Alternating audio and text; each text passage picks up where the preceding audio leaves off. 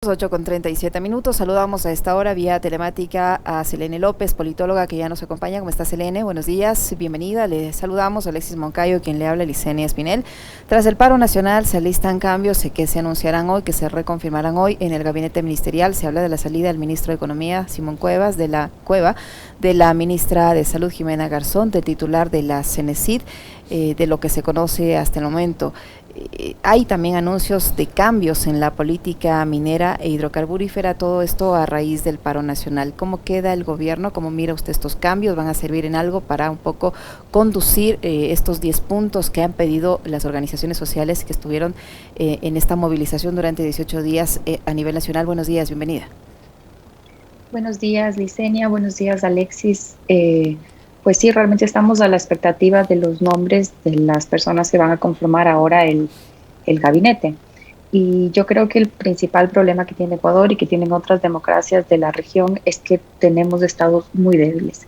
Entonces, si los cambios son con el objetivo de fortalecer el Estado, es decir, de fortalecer las instituciones estatales, de mejorar la burocracia, porque la burocracia no es algo malo, pues ahí, digamos, lo vería con ojos buenos todos estos cambios, porque por más de que el paro nacional haya acabado y volvamos a una especie de normalidad, no se acaban las causas que genera el paro. El trasfondo del paro nacional es una profunda desesperación de unas mayorías empobrecidas. Entonces es hora de que todo el Estado, todas las instituciones se pongan, digamos, a trabajar para aliviar un poco la presión que hay en todas estas mayorías empobrecidas, las que menciono.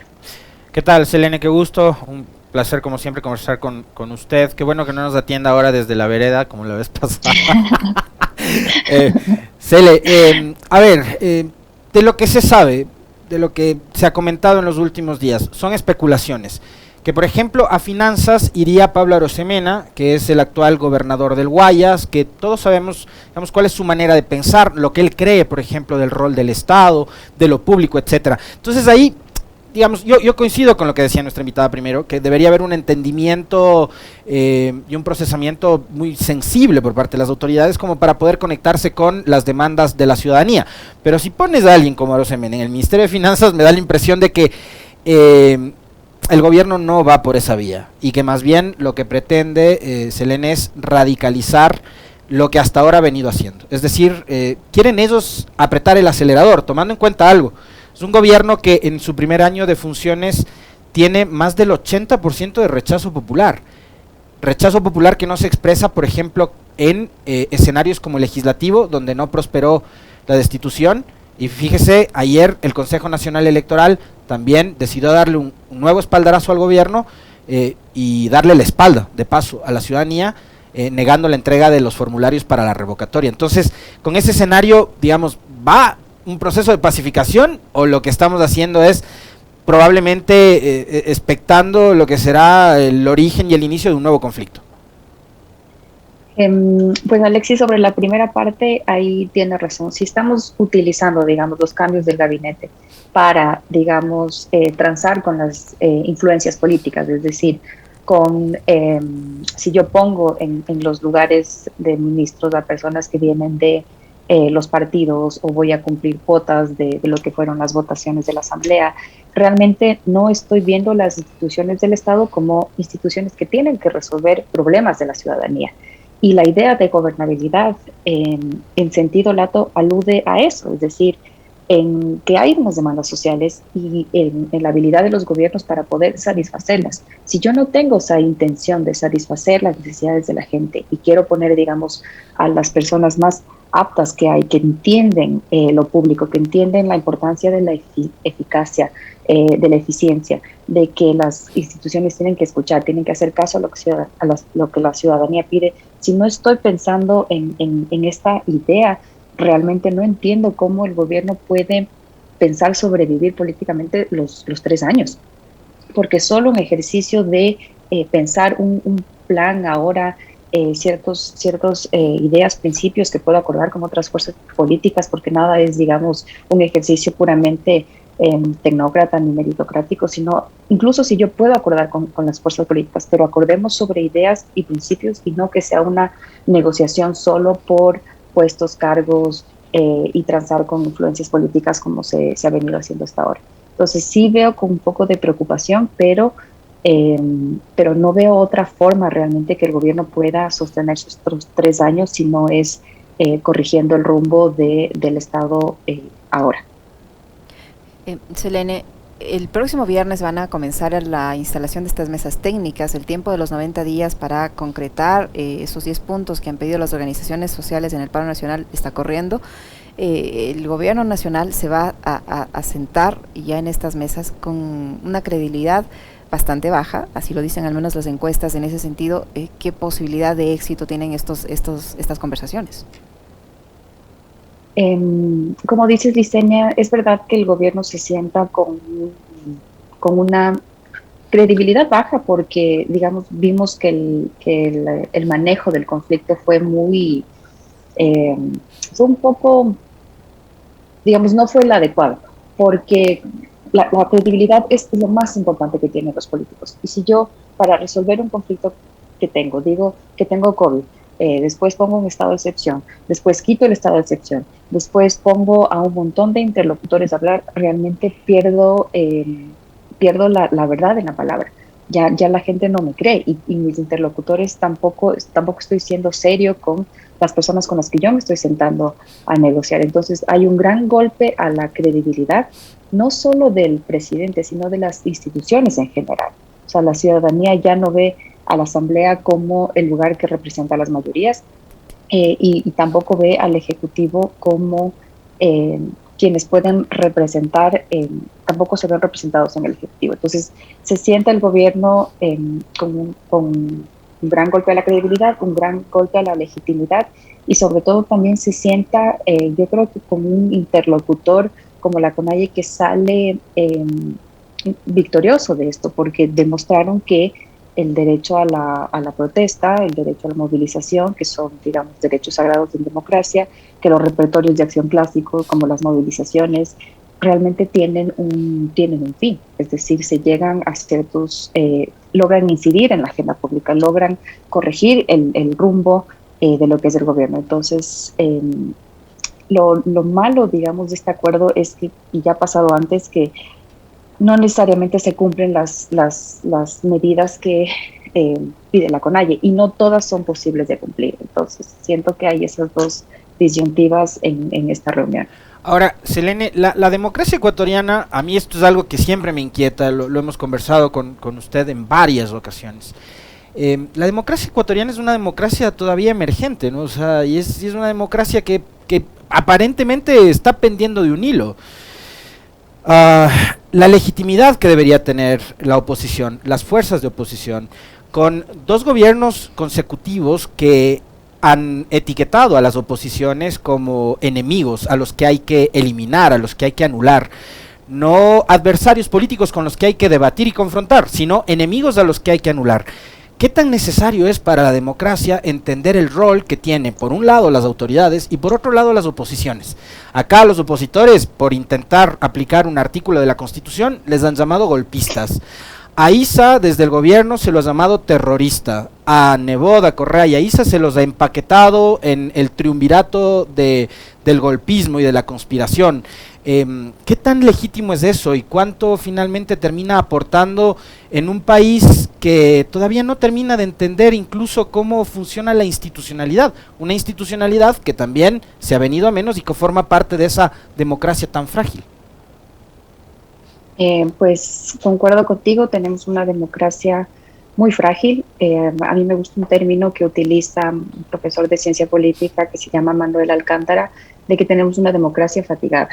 Ustedes saben que las fatigas se convierten después en enfermedades, digamos, crónicas, fuertes. Y claro, nosotros venimos de una transición a la democracia, somos una democracia, pero no somos capaces de institucionalizar la desconfianza política. Eso no lo hemos logrado ni nosotros ni otros países de la región.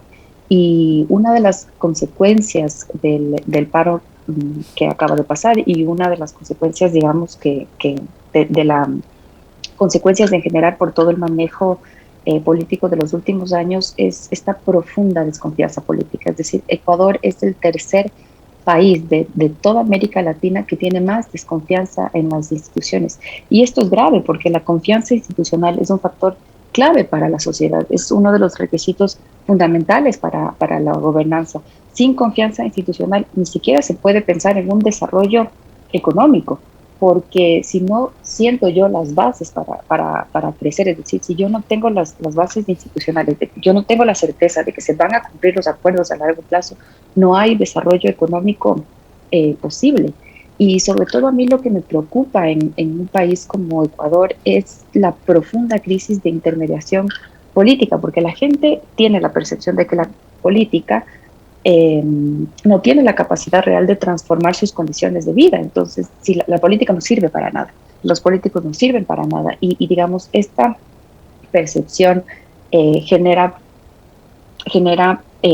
fenómenos como la polarización, y la polarización provoca lecturas simples y sesgadas de los fenómenos, como fue el paro nacional, donde escuchábamos desde el mismo gobierno hablar de vandalismo, golpismo, es decir, el mismo gobierno se encarga de profundizar esta polarización y se encarga de, sobre todo, en vez de procesar el conflicto, poner el conflicto en una lucha de amigos y enemigos. Y si yo tengo que, con tal de atacar a mi enemigo, pasar por alto las instituciones, no importa. Da igual si me tengo que eliminar el Estado de Derecho, cambiar el Estado de la Fuerza, atentar contra los principios, atentar contra la división de poderes, no importa. Con tal de yo, digamos, acabar con mi enemigo, me voy cargando las instituciones de encima. Entonces, esto es un grave precedente para la democracia, y no solo es algo que le hace mal a Lasso, a Isa o a los actores políticos. Esto le hace mal a la democracia, porque eso significa que el siguiente gobierno o el siguiente van a seguir saltándose las instituciones hasta que no haya un acuerdo nacional para, de alguna forma, controlar el poder, es decir, para legalizar y para institucionalizar realmente la desconfianza política. Selene, hablando de desconfianza, ¿cómo cree usted que se va a desarrollar de aquí en adelante la relación entre el Ejecutivo y la Asamblea? Una Asamblea que ha ofrecido incluir en su agenda parlamentaria anual algunos de los puntos que se han acordado tratar entre el Ejecutivo y las organizaciones indígenas que paralizaron durante 18 días, pero con un presidente de la Asamblea que ha sido, digamos, descalificado de alguna manera por el Ejecutivo, por haber encabezado o dado inicio a estos procesos de diálogo con la CONAIE, pero también al haber votado por este proceso constitucional de destitución del presidente de la República, lo que le ha merecido sendos calificativos por parte de varias autoridades del Ejecutivo. ¿Cómo mira usted esta relación de aquí en lo venidero y la participación o el papel que puede jugar la Asamblea en la concreción de estos puntos que pide la CONAIE y las demás organizaciones indígenas? Pues yo creo que aquí en Ecuador y en toda la región es muy interesante cómo hay presidentes que están amarrados de pies y manos. Es decir, tanto en Colombia, Petro tiene, digamos, una representación de 15 parlamentarios, Boric igual, Castillo igual, y Lasso, recordemos al inicio igual, me parece que llegó con 12 asambleístas, y bueno, después por el tráfico de influencias políticas y los camisetazos y todo, logró un bloque de 23. Pero la idea de que los parlamentos tienen que controlar el poder es una idea que no funciona aquí, y también los presidentes están un poco atados de pies y manos y tienden un poco a buscar mecanismos por fuera, es decir, tratar de cambiar las sociedades bajo decreto o incluso, ya que no tienen representación en la Asamblea, tienen tendencias autoritarias, es decir, me voy a saltar la Asamblea, voy a acusar de golpismo, voy a decir que la Asamblea hay conspiración, de que hay bloqueo, voy a amenazar voy a amenazarles con la muerte cruzada, y trato, digamos, de llevar las reformas que yo puedo a través de mecanismos más autoritarios. Y el problema en Ecuador es que la Asamblea, primero que la Asamblea, yo no veo que las grandes mayorías tengan representación política en la Asamblea. No veo ninguna fuerza política ahora que, digamos, pueda no solo hablar en nombre de toda la población, pero que realmente represente los intereses de la mayor parte de la población. Nosotros ya tiene un tiempo recorrido, hemos podido ver, digamos, que la misma Asamblea ha sido la que ha legitimado esta carga tan grande que tiene la clase media ahora y ha sido también uno de los actores culpables de que estemos en la situación en la que estamos. Entonces no veo a la Asamblea como un legítimo, digamos, contrapeso al poder político y eso es algo que le complica a todos los partidos que tienen ahora representación en la Asamblea, que les va a tocar hacer un trabajo muy duro para realmente volver a hacer este canal de interlocución con la sociedad. Es decir, les va a costar muchísimo volver a representar a las personas, a volver a realmente a ser útil en la vida de las personas. Eso es lo que puedo ver ahora. Por más de que, digamos, se han comprometido en aprobar, en asumir algunos puntos del diálogo, uno de los puntos de la CONAIE, no veo realmente que representen esas grandes mayorías. No veo que ya en la práctica eso sea posible. La recuperación de la confianza, Selene, en las instituciones, pasa por establecer un nuevo modelo político. Acá mucho se empezó a conversar en los últimos días previos al paro. Varios medios de comunicación empezaron a levantar el relato de la necesidad de volver a la Constitución del 98, ¿no? Entonces ya están hablando de un nuevo esquema político, institucional. ¿Pasa únicamente por ahí? Es una pregunta, como para tratar de recuperar la confianza. Y también, hablando del tema confianza, quiero preguntarle a Selene, que lo está viviendo de cerca actualmente, este proceso político en Colombia, histórico por supuesto, que hace que por primera vez un presidente y una vicepresidenta de corte de centroizquierda, progresista, que aglutina varias fuerzas del progresismo, lleguen al poder por la vía democrática. Esto es algo histórico en Colombia, y hemos visto algunos gestos muy interesantes a partir de lo que conversábamos hace un momento, el tema de la confianza y el tema de la necesidad de generar acuerdos nacionales y en sociedades que están hiperpolarizadas.